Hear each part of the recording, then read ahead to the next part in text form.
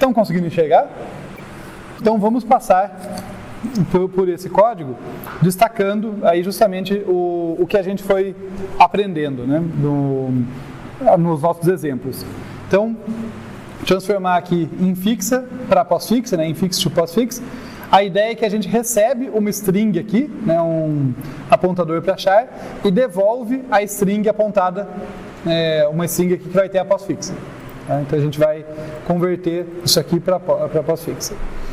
Primeira coisa que a gente faz, chama um strlen aqui para saber qual o tamanho da infixa.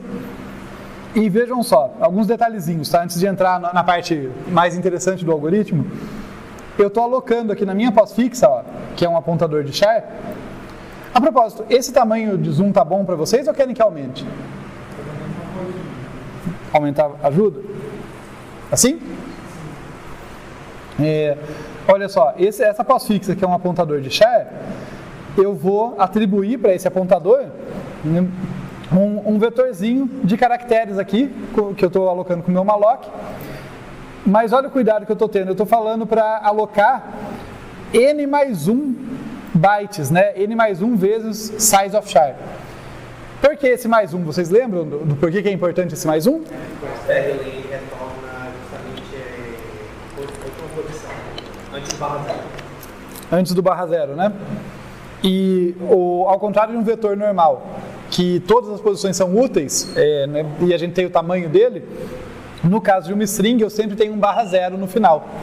Tá? Então eu tenho que deixar o espaço para colocar esse barra zero lá. Senão eu posso ter problema. E de fato, ó, isso acontece bastante, tá, gente?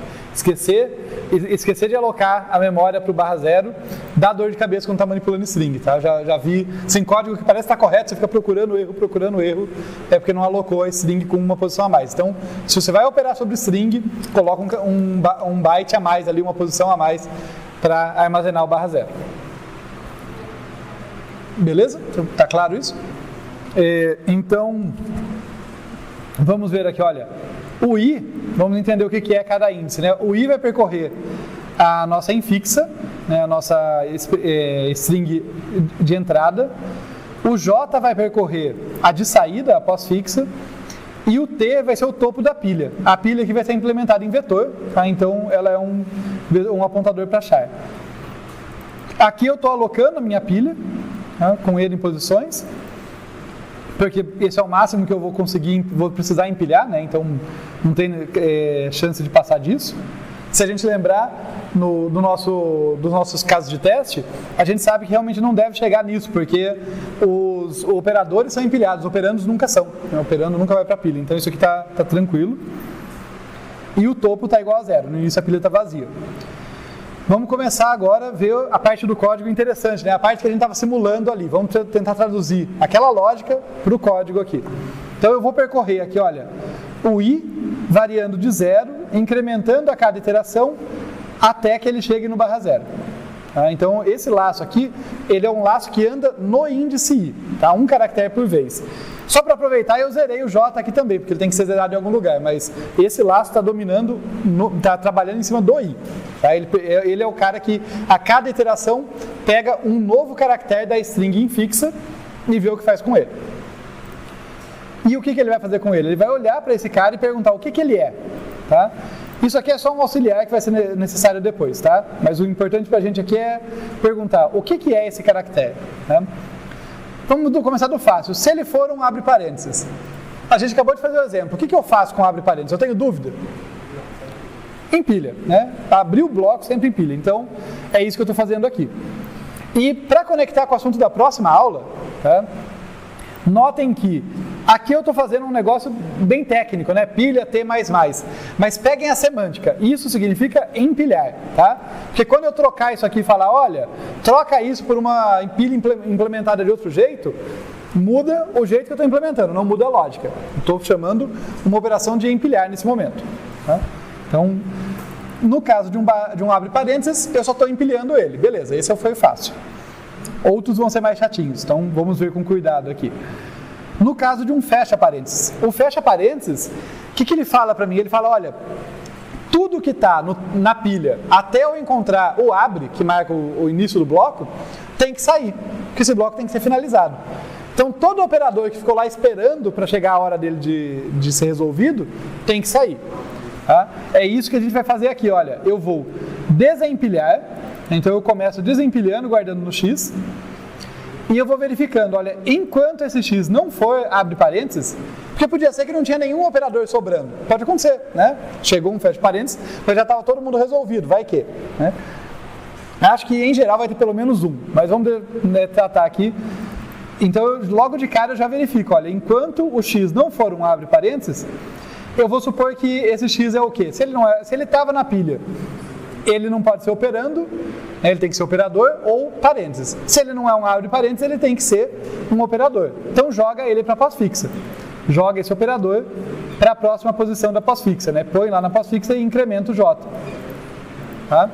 Notem que é exatamente o que a gente estava fazendo, né? Estou tirando os caras da pilha e jogando para a próxima posição. E isso aqui é só para garantir, a linha 34 aqui é só para garantir que eu vou continuar tirando caras da pilha até chegar no abre. Então é só isso, estou desempilhando um próximo elemento. Quando eu chego no abre, né, quando eu for igual ao abre, eu só saio daqui e dou o break para ir para o próximo caractere. Porque parênteses nunca vão para a pós-fixa, né? Então eles entram na pilha e depois são descartados. Entram, eventualmente saem, nunca chegam na pós-fixa. Agora o mais. Olha só, pela primeira vez, a gente vai usufruir do fato que o switch em C trabalha com esse esquema de que vários casos podem cair no mesmo código, né? Que não é cada caso separado, eles só são separados se eu colocar um break no final.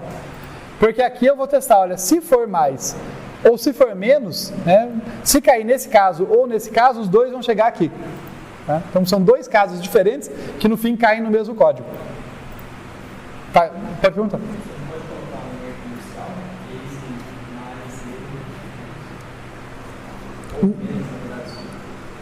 Eu confesso que eu não tenho certeza. Vamos colocar assim, ó, eu não tenho certeza por questão da linguagem. Tá? Logicamente estaria perfeito. Só que o switch não é exatamente um monte de if else. Se fosse um monte de if else, daria para fazer uma expressão mais complexa. Você estava balançando a cabeça, não dá, né? O switch, ele não, eu acho que é isso, acho que o switch em si ele não resolve uma expressão lógica complexa, ele realmente faz um casamento entre o que está lá em cima e o que está aqui embaixo, então por conta disso não dá. Tá? Então a lógica faz sentido, mas acaba que a gente não consegue.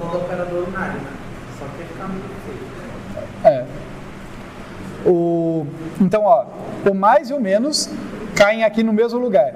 Vamos pensar, antes de ler o código, para brincar de projetar algoritmo, não ser só vamos lendo e acreditando. O que acontece com o mais e o menos? Quando eu leio um mais ou um menos,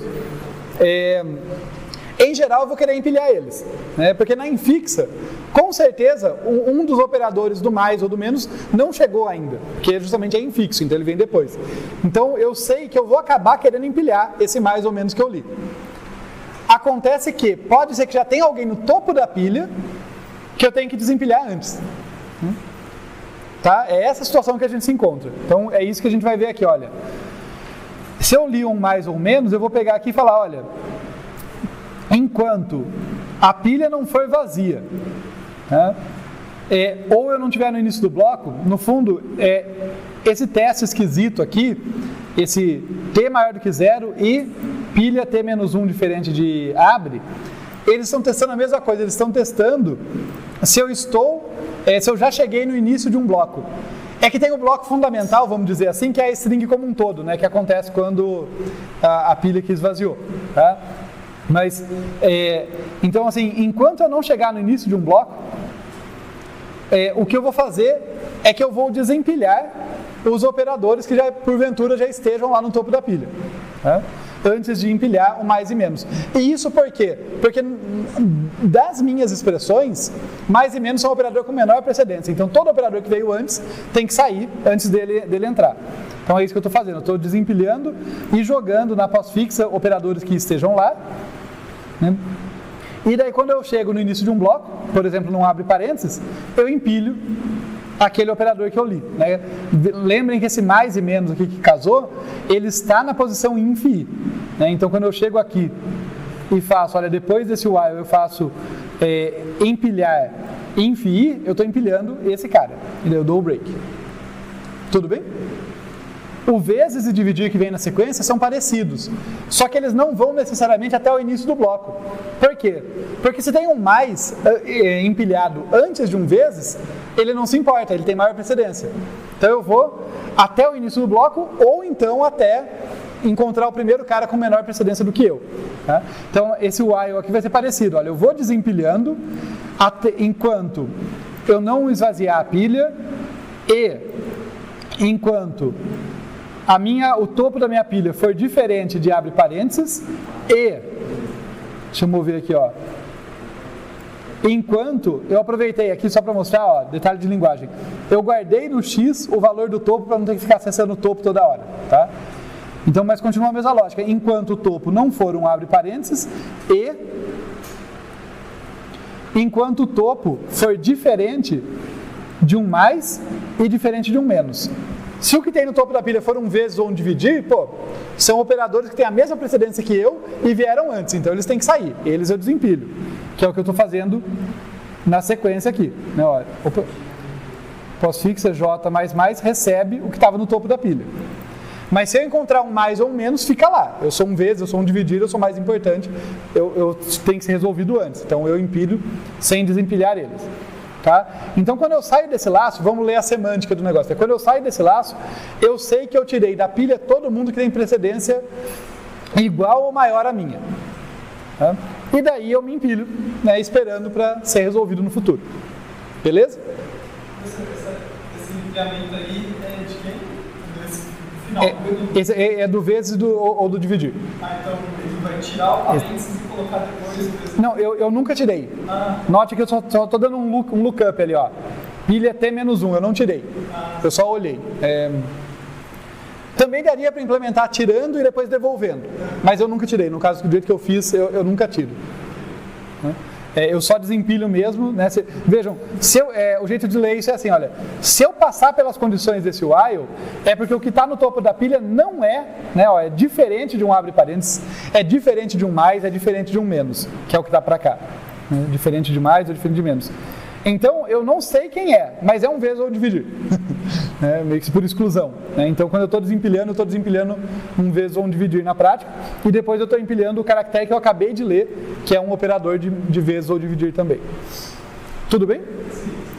Então, estamos quase lá. A gente já tratou abre e fecha parênteses, já tratou operadores de mais e menos, já tratou operadores de vezes e dividir. Quem faltou? Operandos. O que eu faço com operando? Quando eu leio um operando, eu jogo direto para a saída, né, nos mais simples. E é o default aqui. Tá? O único detalhe é que o meu código meus códigos não costumam ser cuidadosos, né? Eles sempre supõem que a entrada está simplificada. Mas nesse caso ele foi cuidadoso de ignorar espaços. Então se a gente passar uma expressão com espaço, ele ignora. Então foi a única coisa, default. Não é nenhum dos outros, então você verifica. Se for um espaço, não faz nada. Se não for espaço, joga direto para a saída. Joga para pós-fixa. Tá? Então, quando eu terminar isso aqui, está quase tudo feito. Tá? Quando eu terminar esse for, eu vou até minimizar ele aqui. Ó. Terminando esse for, que eu escondi, está quase tudo feito. Só o que pode acontecer, como um exemplo que a gente viu, é que pode terminar sobrando gente na pilha. Né? Então, eu interpreto o fim da minha string, né, chegar no /0, como se fosse um fecha parênteses final. Né? Tipo, como se, fechou o blocão, então agora desempilha todo mundo. Né? É isso que a gente faz quando acha um fecha parênteses, né? E é o que eu faço nesse while aqui depois, ó. Enquanto a pilha não for vazia, se tiver gente na pilha, vai jogando para a saída. E no fim, coloca na pós-fixa um /0 para indicar que ela terminou. Dá um free na pilha e devolve o apontador dela. Tudo bem, gente? Vamos aproveitar que a gente está olhando o código e ver o negócio funcionando, né? Eu gosto mais de trabalhar nos algoritmos com vocês, mas é sempre bom ter essas oportunidades de ver o programinha rodando mesmo e tal. Então, olha, o que eu tenho na minha main aqui? Uma infixa, uma pós-fixa. Se arg, né, o arg counter aqui, o número de argumentos for diferente de 2, eu reclamo. Vamos ver eu reclamar aqui, daí a gente volta no código. Ó.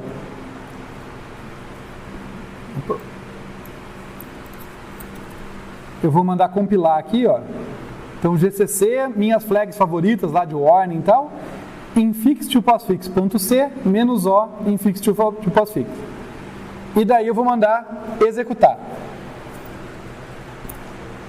Número incorreto de parâmetros, vejam só, porque eu só passei um parâmetro, né, que é o próprio nome que eu chamei, e ele vai falar que, olha, então vem aqui o exemplo, infix to postfix e uma certa expressão. Né? O que está acontecendo é isso aqui, está dando print aqui e saindo. Então vamos continuar aqui, né? Supondo que eu passe a coisa certa agora, né? Tipo, supondo que eu passe uma expressãozinha tipo essa. A ideia é que ele converta. Mas antes de dar o Enter, antes de ver funcionando, vamos ler aqui, né? O que ele faz é que ele pegou em argv1, né? Lembrando vocês, olha, esse cara conta o número de argumentos. Esse aqui, ele tem uma string para cada argumento. Então, como eu tenho 2, né? Como meu argc é 2, no 0 eu tenho um argumento, no 1 eu tenho outro. O meu argumento no 1 é justamente essa string que eu passei aqui. Tá? É ela que está aqui em argv1. Então eu mando aqui, olha, imprime infixa, para a gente ver qual é, chamo o infix to postfix e imprimo para a gente ver que ela faz o que promete. Tá? Simplesinho o nosso main. Tá claro? Então vamos executar e olha só, a nossa infix to postfix produziu a saída esperada. Tá? Tudo bem? A gente pode testar com outras expressões aqui. A única coisa, vocês podem perceber que esse código, até por uma questão de simplicidade, ele não supõe que a sua expressão infixa está errada. Eu não trato erros, né? Porque pode acontecer, né? De eu ter 2 mais em sequência. Eu não sei o que ele vai fazer. Tá? Então, se você passar para ele uma expressão correta, ele devolve uma postfixa correta. Tratar erros não é uma coisa que eu estou fazendo, então aí pode dar bobagem. Mas fora isso, podem brincar com ele, tem nas notas de aula, né? Vocês podem pegar, copiar e colar para um ponto C de vocês e testar para ver funcionando. Alguma dúvida sobre isso aqui?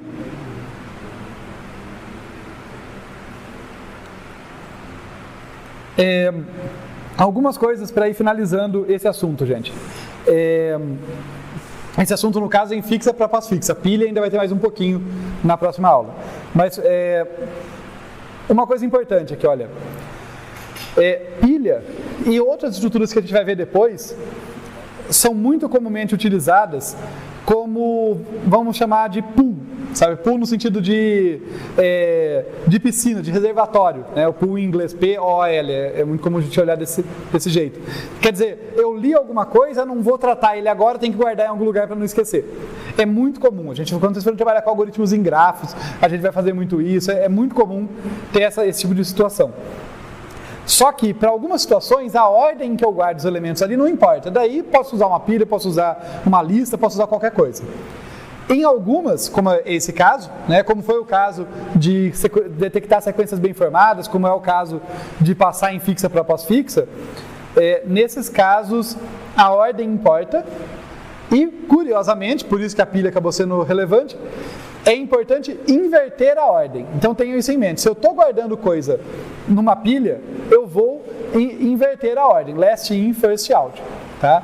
Então ela não vai ser útil em toda a situação. Ela vai ser útil quando, por um motivo ou outro, é isso que eu quero. Eu quero essa ordem invertida. Nesse caso, para salientar para vocês, por que eu quero a ordem invertida? Porque nos momentos em que eu tenho vários operadores guardados na pilha, dentro de um mesmo bloco, necessariamente os operadores que eu li depois têm maior precedência do que os que eu li antes. Se não fosse assim, eu teria tirado os que eu li antes de colocar os próximos, né? Então, quando eu tenho vários operadores na pilha, é porque os que chegaram por último vão ter que ser resolvidos primeiro. Então, quer dizer, quando eu tenho vários, eu quero inverter. Então, não foi por acaso que a pilha deu certo. A pilha se encaixou como uma luva aqui, porque eu quero essa dinâmica de inversão. Tá certo? Faz sentido? Não vai ser sempre esse o caso, mas ela é muito conveniente em algumas situações, como essa. Então, feito esse destaque, vamos finalizar aqui com um pouco de análise desse algoritmo.